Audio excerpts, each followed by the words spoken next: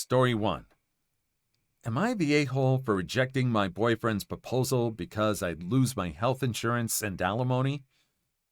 I, 44 female, divorced my ex-husband, 47 male, 2 years ago, and have been dating my boyfriend, 45 male, since. No cheating. My ex and I were fighting a lot, but the divorce was less litigious than expected. My ex-husband, James, and I were married for 21 years. In the state of Massachusetts, I, as his ex-spouse, was able to stay on his group health insurance. In addition, the judge ordered that since I stayed home to raise our 4 kids, 21 male, 19 female, 18 male, 16 male, that I'd get alimony for life, or until only I, not my ex, remarried. In terms of health insurance, I'd lose it if either James or I remarried. However, James has been very open about the fact that he hates the idea of marriage or marrying again, even more than he hates me still being covered under his health insurance policy. His exact words were, "Well, lucky for you, it's not emotionally or financially cost-effective for me to marry just to get you off my health insurance." For the entire length of our marriage, part of the reason I didn't work is because my ex is a doctor, and after doing calculations, we realized I'd never make enough to even get close to covering the childcare costs of 4 kids. I checked and saw that if I had continued my administrative job, I'd be making $17 an hour today. I have no chance of making even that now. My boyfriend and I are very much in love. In many ways, I wish I met him first.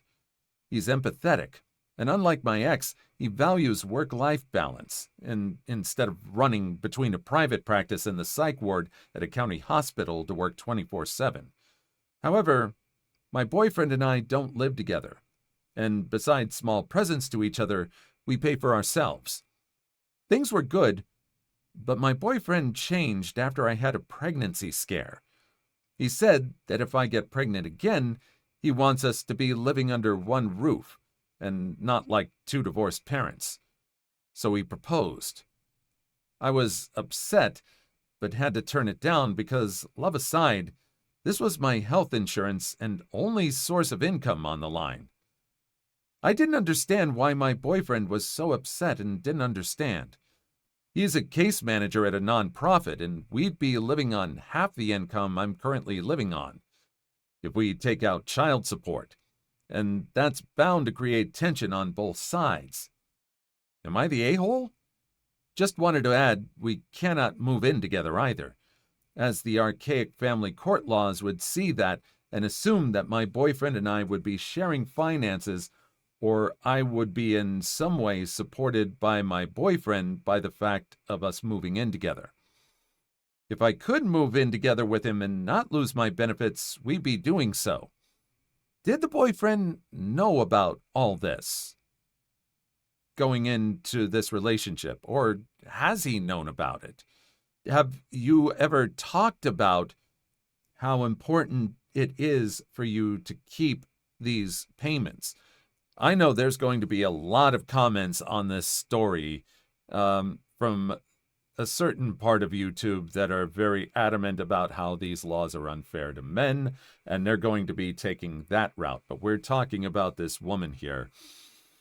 And I think this woman and this ex-husband are very used to this idea of their arrangement of being on the health insurance and the alimony.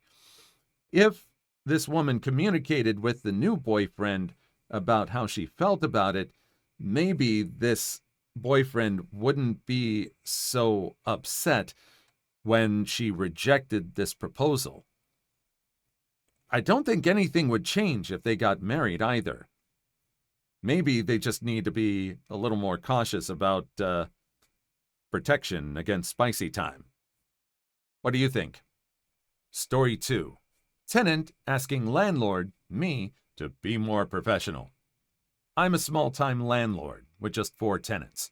Earlier this year, I had 2 sisters that didn't respond to my request to add the gal's husband to the lease, though he was living with them. Not a big deal, but did I mention the pit bull they also brought home without permission?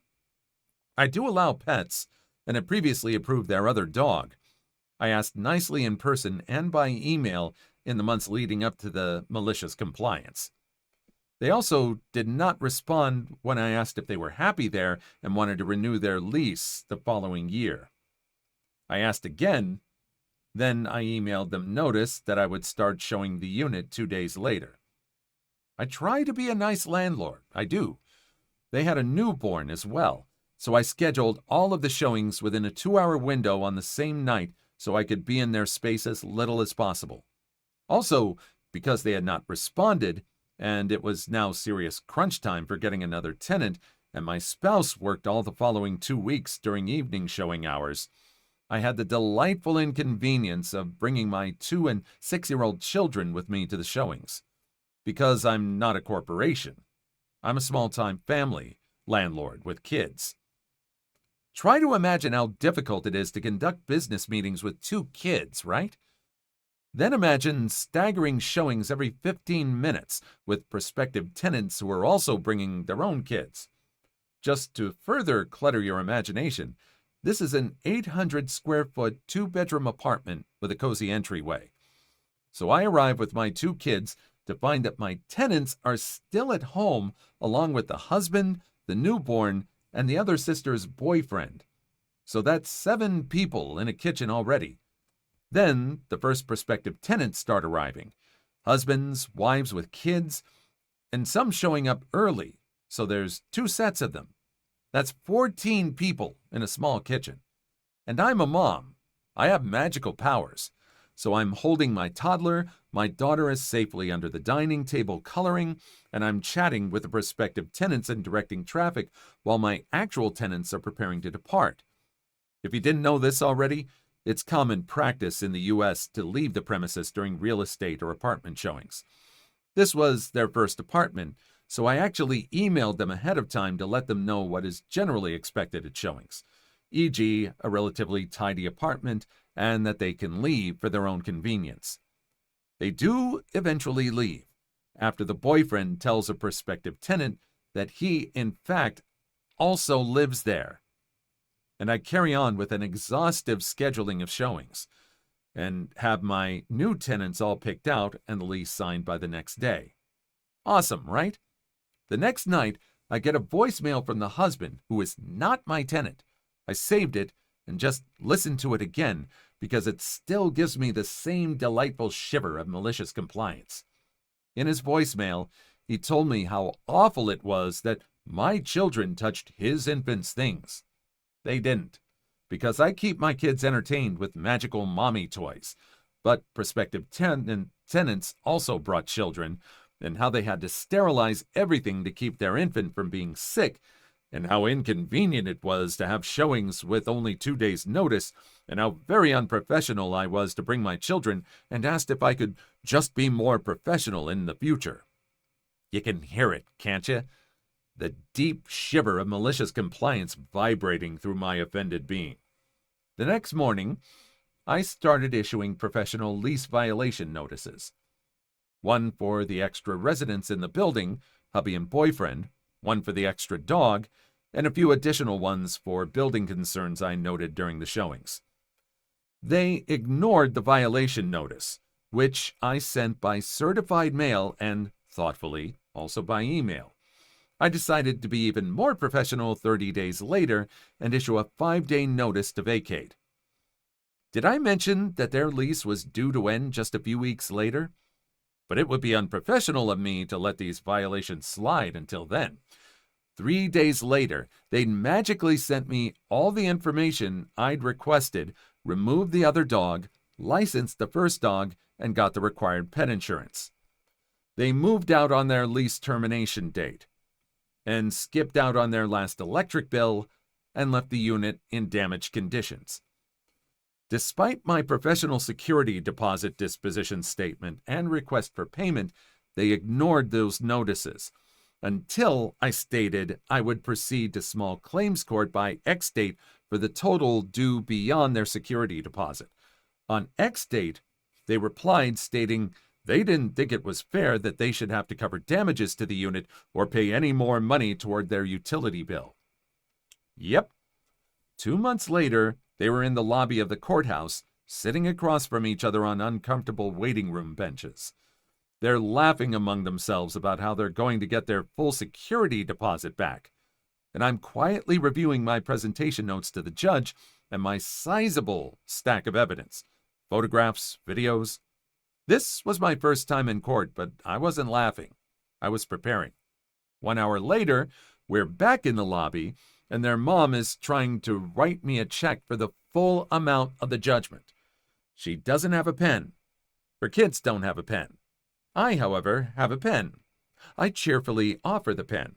She writes the check and hands it to me, and wait, I hold out my hand again.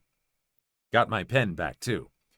I was so proud of myself for not saying any of the sassy things in my head at that moment. You know why? Because I was being professional, as I'd been from the moment he'd left that voicemail.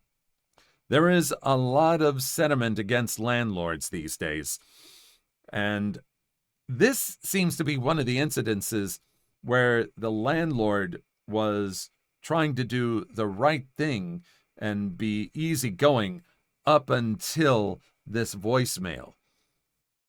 They were really taking advantage of the sort of anti-landlord or rental sentiment at this point.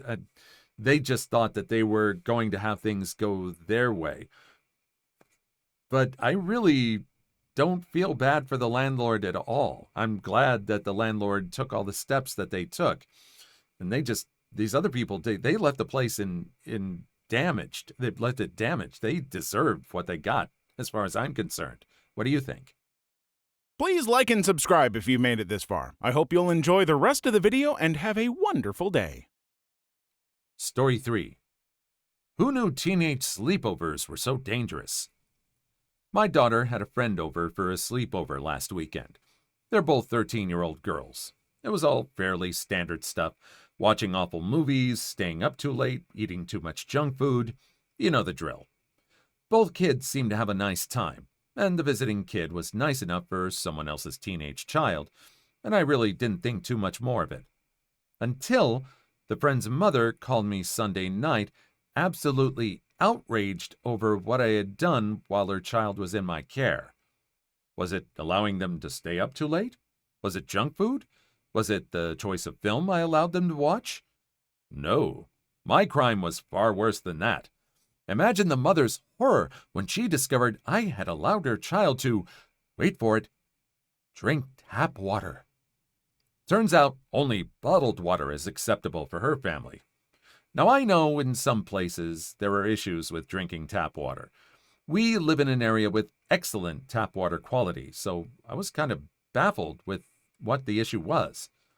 I told her, our tap water is fine, and your kid didn't say anything at the time, but oh no, that wasn't good enough.